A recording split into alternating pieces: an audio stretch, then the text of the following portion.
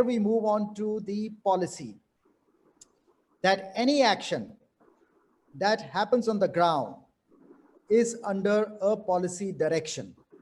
So that is something for which we have Mr. Jayesh Ranjan, who is the Principal Secretary, IT and Industries from the government of Telangana, talking to us on a policy for revival. And his focus would be on creating and talking about examples which have been set by his department in the state, giving hand-holding support to the institutions, creating real business opportunities, attracting investments, and taking additional measures just to keep everything rolling while the government, while the world came to a stop, grinding halt. He carried on. And the knowledge that he has created should be shared from the state's prism, also to be amplified nationally to help other states to benefit and make their own innovative plans. Mr. Jayesh Ranjan. Thank you very much, Dr. Gursharan. Very happy to be on this platform. As you mentioned, I'll be speaking largely in the context of MSMEs. In the government of Telangana, I look after the subjects of industries and information technology, and MSMEs is a subject that I look after. So I'll speak about what we have done in the last 6 months or so for the MSME sector. So as all of us would understand, because of the pandemic, because of the lockdown, different sectors of the economy have been impacted, some quite adversely. But we should also look at this particular fact that within each sector also, there is lots of heterogeneity. I mean, there are some large players, there are some startups, but then there is a bunch of companies which we will call as MSMEs. These are small, mid-scale, micro companies, and in multiple sectors, sector after sector after sector, we have seen the kind of disruption which the pandemic has brought has resulted in some very adverse and serious consequences on the MSME sector. So I'll speak about what has been our response to MSMEs problems and difficulties in this COVID times. As we know, while many large industries have also been impacted, but obviously they have deep pockets, they have the resilience, they have the wherewithal to kind of come back. And when things get normal, as we are already seeing, there are green shoots in the economy, and there is some kind of a rebound which is going around in the larger companies. But MSMEs have special and peculiar difficulties, and I would like to answer that or speak about that. So we have, first of all, in Telangana, as early as April, in fact, once we realized that this lockdown is going to be there for some time and there'll be a disruption of multiple kinds, we have started focusing on the key MSME sectors which are important for the state of Telangana. So we have identified 4 such sectors where we have the presence of a large number of MSMEs. So some of you would know that Hyderabad is a very important center for pharmaceuticals, biotechnology, life sciences, etc. So that is one sector that we have taken. Hyderabad is also very important for defense electronics. Some of you would know that Hyderabad has a large number of defense labs, private companies, government PSUs which are into manufacturing, R&D, and this whole ecosystem has also spawned a large number of MSMEs. In fact, as per our data, there are more than 1,000 MSMEs which are manufacturing all kinds of defense and aerospace related components. Similarly, we found that though it is not that well known outside, but we have a large food processing sector also, and there are large number of MSMEs which are in the textile sector, particularly in the spinning and ginning sectors. So we chose these 4 sectors to find out what exactly are the challenges which MSMEs face, and we found different kind of things. So in some sector, for example, the labor has just vanished. Most of them were reliant on migrant labor, and therefore the labor has gone away. In some sector, for example, this is very true of the pharma sector, we found that lots of critical raw material are not manufactured in Hyderabad. They're coming from outside. They're coming from Gujarat, or they're coming from Maharashtra. And because of the supply chain problems, transportation problems, there was a bottleneck in getting those kind of raw materials into the city, into the manufacturing unit. And therefore, the MSMEs were able to, because they don't maintain a very huge inventory, unlike the large companies, they faced difficulty. So different kinds of problems, labor problem, as I said, raw material problem. In some sectors, the consumer preferences have changed altogether.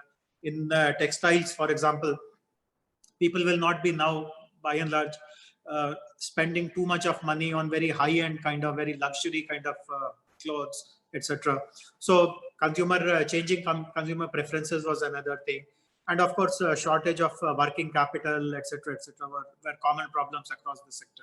So what we did was that with the help of the industry association, which again includes larger players also, we tried to find solutions on some of these problems. So let us say skilled labor is a problem. All your labor used to come from Orissa or elsewhere, and they have all moved away, and you are unsure whether they will come back or not. So can we find a local solution to it? So we did a deeper dive to find out what exact skills do these outside laborers have. Why is it difficult to translate or teach the same skills to our local youth? If that has to be done, what kind of institutions have to be set up? What kind of training infrastructure or skilling infrastructure has to be set up? Can the industry association do something by themselves? Does the government require to set in? Similarly, I told you that certain sectors are affected by raw material problem because the raw material comes from outside. So the obvious question was to ask was that, can we start manufacturing these raw material here itself, very close to where the end users are located? Can we find a small industrial park where a separate zone is created for these raw material industries? Can they be given some incentives to set up their factories or their manufacturing units in Telangana? If I'm running ahead of time, do let me know. I'll try to. You're pretty much well within time, and we are enjoying your conversation. Your talk. Thank you. But anyway, I know that you have a day-long agenda, so I'll speak of the next few points as crisply as I can. So I'm glad that this interlude has given a segue to move to the next part. But the first part, the summary is that if you really want to help the MSMEs identify what are their pain points, and most of these pain points have a solution. The government has some solutions, some part of the solution to offer, and the rest of them, particularly their associations themselves, will come forward because they have all seen the pandemic. They have all seen what kind of difficulties they will face if they don't really respond at this point in time. So use this as an opportunity to galvanize their association and work out in finding and implementing these kind of joint solutions. The next thing which I wanted to speak about briefly was on the Atmanirbhar schemes which the national government has introduced for MSMEs. So as all of us know, there are 3 specific schemes which have been announced. The first one is, of course, an emergency loan scheme, which every other state in the country has really taken up in a very serious way. So in Telangana also, we have been able to conduct meetings with the banks at the central level, at the district level. We have given a list of all the MSME borrowers to the district officers so that the scheme is not run only through the efforts of the banks. I mean, the banks, of course, will do whatever best they can do, but we are supplementing their efforts by putting our industrial field officers, promotion officers, the district level development agencies, etc. And every borrower is contacted by us. We tell them about this scheme. And there is an effort to maximize whatever is the possibility in Telangana. So again, I'm very happy to share that the manufacturing sector by and large has been able to benefit out of this emergency loan scheme completely.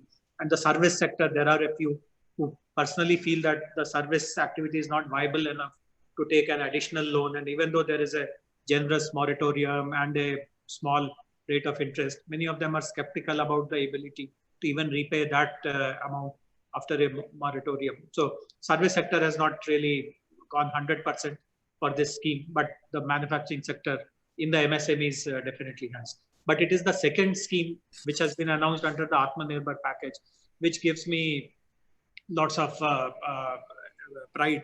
See, the second scheme is on what is called a distressed, the MSMEs which are facing a situation of distress. They are already declared as NPS, and the scheme is to provide to them a subordinate debt in the form of equity. So here we take lots of pride in sharing this, that there is a organization that we have created almost 3.5 years ago. This is a very unique organization, first of its kind institution in the country, which is called the Telangana Industrial Health Clinic, TIHC. Of course, 3 years back, 3.5 years back, when we formed this, we had no ideas about this COVID. But at that point in time, it was created because when the state was a part of the combined state of Andhra Pradesh, in just before the formation of the state, which happened in 2014, a few years before that, starting from 2010 onwards, there was a severe energy crisis in the state, and MSMEs were the biggest sufferers. Many MSMEs had to shut down at that point in time because they just had no access to power, and most of them remained sick after Telangana came into being also. So we created this institution basically to revive sick industries. And this is a very good setup. We have taken lots of professional bankers in that institution. The leadership is very strong. We use technology tools to evaluate the level of sickness and what methods are required to revive that. So now when the subordinate debt scheme has been introduced by Government of India as a part of Atmanirbhar, our preparedness to bring the best of this scheme to the most needed MSMEs which are facing distress, which are in the state of NPA, that is the best, so to say. So we are very confident that this scheme will see a very methodical, scientific, and normally banks have issues. If you tell them that I'm asking you to support a sick MSME or an MSME which has gone into an NPA status, they have lots of reluctance. But because of our preparedness, these institutions, and when we tell them that we are developing a revival plan which will guarantee more or less that your money, the second investment that you are making, will actually bear fruits, the confidence level goes up much more. So I'm very confident that this scheme will do very, very well in Telangana. Of course, we are waiting for more details of the third scheme, which is a fund of funds schemes. That is not for sick MSMEs. That is for the ones which perform the best. And we are confident that once those guidelines come out, we will be able to do quite well in that also. The last 2 minutes, which I would like to take, is to speak about digital. I'm also the IT secretary in the state of Telangana. And one lesson which COVID has taught us is that the world is going to go more and more digital. We have already seen how education, healthcare, and various other activities, where earlier there used to be a face-to-face interaction, you have to submit papers, you have to submit documents, everything is becoming paperless, everything is becoming faceless. So what is the possibility of our MSMEs going digital? So I would share something very educative and very illuminative here. About 5-6 years ago, there is a consultancy firm called Dun & Bradstreet. They had done a survey of the MSMEs in Telangana, mostly in and around Hyderabad, on what kind of digital footprints do they have. And they had prepared a questionnaire which had on the one end very basic things like, does the owner of that MSME, does he use an email or not?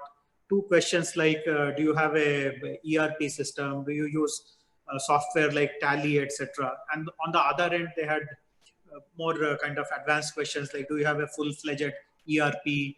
Are you on e-commerce? Is there a website of your company? And so on and so forth. So 5 years ago, I remember I had only released that report.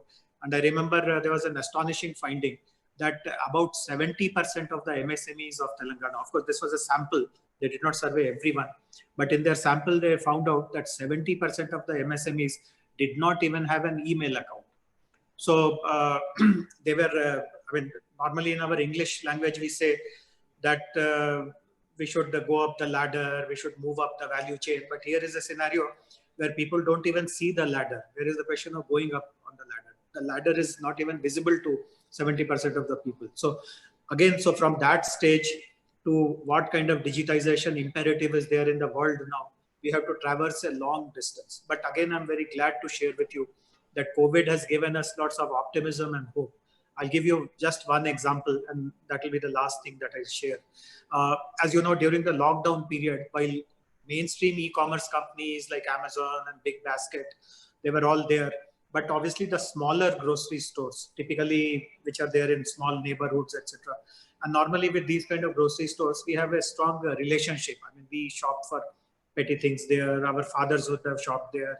Our grandfathers would have shopped there. So there's a neighborly kind of a family kind of a feeling. And of course, when there is a lockdown, all these people are affected the most. So what we did was in Telangana, with the help of an agency called Global Linkers, we converted almost 1,000 plus such Kirana stores or grocery stores into digital stores. And this happened literally overnight. So every store got a ID, whatever inventory you have was digitized. A payment gateway was created, online ordering was facilitated. So in these times also, if you want to support your local grocery using digital, you can do that. And again, as I said, the uptake was amazing. I mean, thousands of people came up and signed up for it. And even today, they are functioning very well. So the digital push for MSMEs, regardless of what kind of activities you are in, will be very important. And that should be the next big priority for all of us here in Telangana. So it was a pleasure, Dr. Gursharan, sharing our experiences of supporting the MSMEs here, and look forward to hearing experiences and opinions of rest of the panel also. Thank you very much. Jayesh, if I may, we kind of all look forward to what Telangana is going to do next. And one of the things where, the entire country has given up, and I would really wish to see leadership from you, specifically is the services sector. You also mentioned that a lot of, there is so much of lack of hope and darkness in front of them. And perfectly reliable, revivable services companies would not want to take additional loan, because they can't see the runway, because the uncertainty of when the COVID will be over and when the crisis will start again. So I think it's imperative that an equity support and this fund of funds scheme that you've done is focused on the services sector. It would be a tragedy if such a brilliant services sector that is there in Telangana and elsewhere in the country dies because no one has the vision. And they've historically had zero credit support. In fact, it's not the market to give credit, it's the market to give credit support. And if you could take the lead there and show the path to the rest of the country, how Telangana supports the services sector, I think it will be human service to the state as well as the country. No, absolutely, Samirji. 100% agree with you. So, Gursharan, I think we are a little behind. So, should we move on to the batch 2? And we'll catch up. Yes, certainly so. This was quite an informative thing, because particularly from the MSME perspective, as JSG talked about, that Telangana happens to be, and particularly Hyderabad, which is pharma, textile, biotechnology, defense electronics, production. More than 1,000 MSMEs that you talked about, which are in this space, including aeronautics and aerospace. Maintaining supply chains at this time and continuously providing raw material and consumer preferences when they are going through a change has been a Herculean task. It's not been easy. And also at the same time to identify manufacturing units that are set up in there could be opportunities for them to set up in Telangana, identify and address those needs, is actually trying to capture that looming opportunity for these MSMEs, which is what Telangana can offer. And this only puts that that engine in motion, wherein there could be a competition amongst states that you are going to Telangana, come to West Bengal, I'll give you better shops. So there is a whole lot of opportunity opening up in front of us in the face of this COVID challenge. Absolutely, very true. So thank you so much for joining us.